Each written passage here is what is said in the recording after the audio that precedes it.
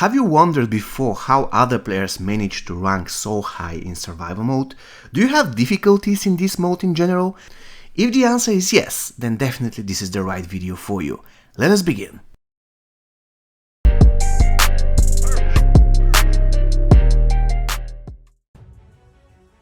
Hello guys, and welcome to another MK Mobile video. Guys, today we're talking about survival mode and how to be successful in there. And this video is going to be more focused on the beginners, people that have just started the game, or let's say people that have been playing the game for a few months and they have real difficulties in survival mode. So we are going to start with one of the most important parts in the game. This is something that every single one of you, especially if you're a beginner, must have in order to be successful in survival mode. And this is the correct talent tree. Now, I won't be giving detailed explanation of the talent tree that you need, but I will just mention two talents that you must have maxed out in order to rank high in survival mode and in order to be successful there in general. The first one is Revenant Shield. It is an absolute must. Every single one of you should have this maxed out. And the second one is Shinnok's Teaching, or how we used to call it, the Bone Shield. Those two talents are a must. If you don't have those two talents, then you won't have, let's say, great success in survival mode, especially if you're a starter. And once you have the correct talents, the second thing that you have to do is you have to be effective in your team compositions. In other words, if you don't have a lot of characters and you just have three very strong characters, it is not necessarily the case that you must have all of those three strong characters in one team, especially if their passive don't have any synergy. Let me give you an example. If your strongest characters are Silver Kenshi Fusion 9, Inferno Scorpion Fusion 6, and Combat Cup Johnny Cage Fusion 5, then you shouldn't use them together in one team. What you can do is you can create 2 or 3 strong teams around those 3 strong characters. What I mean is, you have Silver Kenshi and then you have 2 other characters to support him. Even if those characters are Fusion 0 or Fusion 1, it doesn't matter, their function in the team is to support Silver Kenshi. For example, you might have Warlock Quan-Chi Fusion 0, and he is extremely useful at Fusion 0 because he can revive your Silver Kenshi.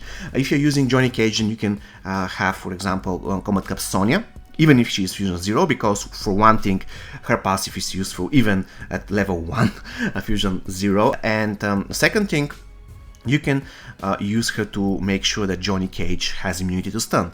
And you can also team him up with Fusion 0 Demolition Sonya that can give him, let's say, additional attack. Johnny Cage will like both of those options. Now the point is, you have to be absolutely certain that you're going to rank as high as possible by using this team composition.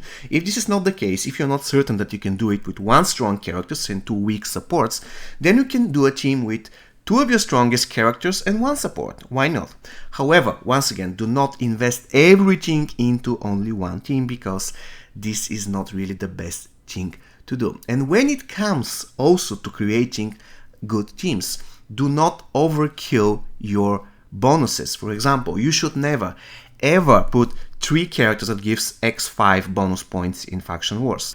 Reason being, there is a set limit of points that you can get per match. And even if you have 3 x5 characters in your team, you will simply exceed this limit, and the points above this limit will go to waste. You will never get them.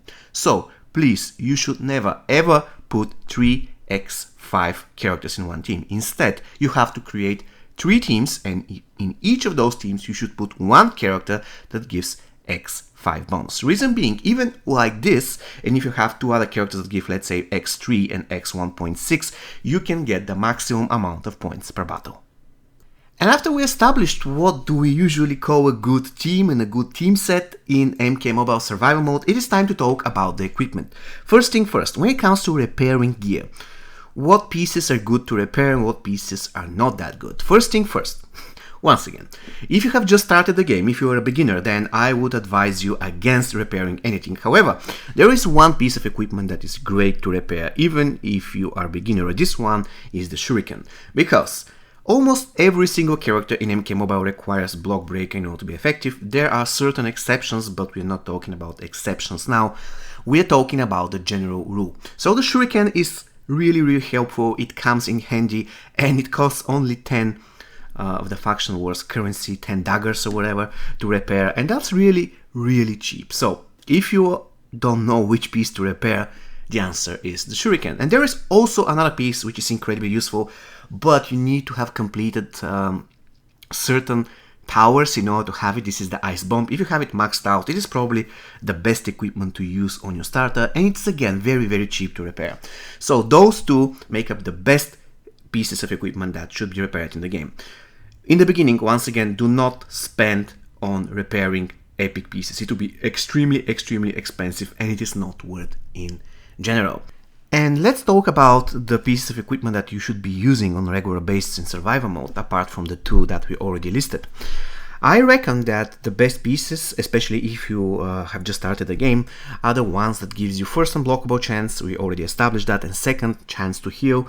Such type of equipment is the Bladed Fan. It is really important on characters who heavily rely on Special 1. Not only you can break the block of the opponent character, but you can heal in the process by doing Special 1, and that's awesome.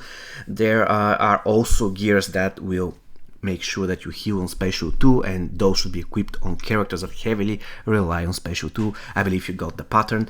And another thing that I have to add, if you remember in the beginning I said that if you have 3 very strong characters, it is not really preferable to put them in one team. You should build 2 or 3 teams around them and just make 3 runs in the towers.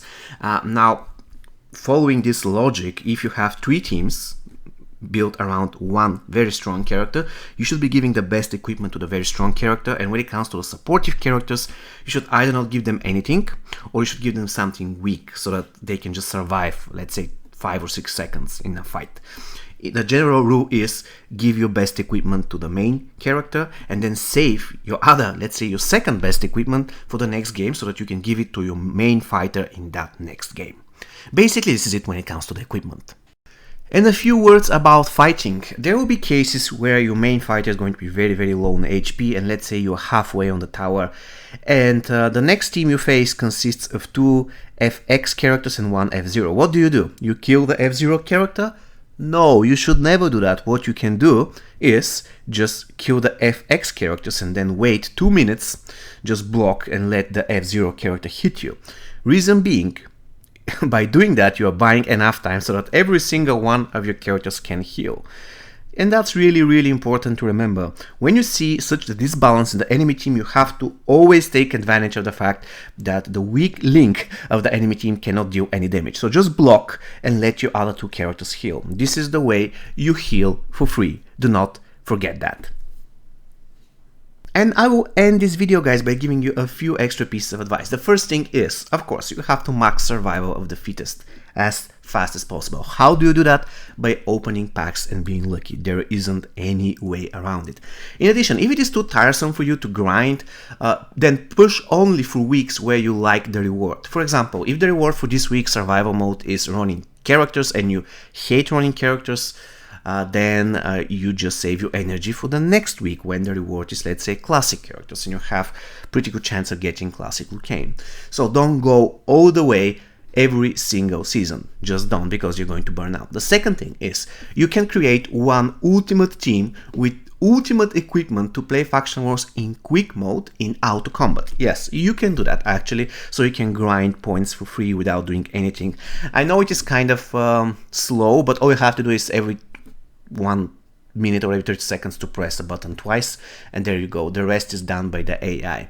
So once again, just create one ultimate team, give them the best equipment, and just spam quick mode, fatal battle, and yeah, you can get you some extra 100k, 200k, even 1 million, depending on how much time you want to spend on that.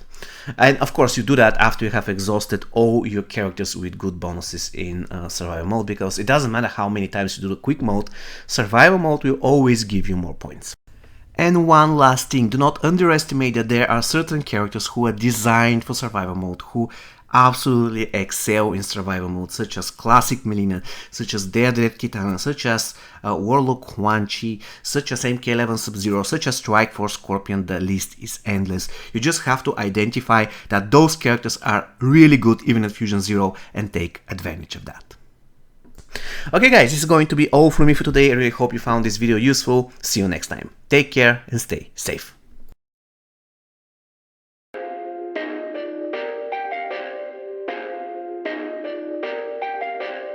Perfect.